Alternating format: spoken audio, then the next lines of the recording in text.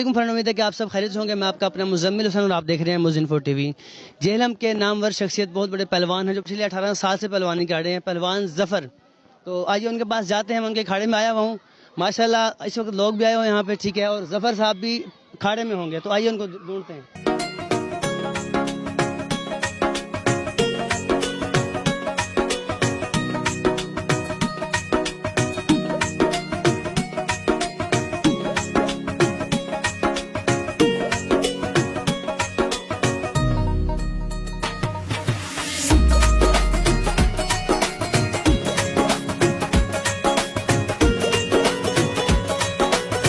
آپ یہ دیکھ رہے ہیں ماشاءاللہ رش پڑا ہوا ہے, سب لوگ یہاں بیٹھے ہوئے ہیں اور پہلوان صاحب سے بات کرتے ہیں.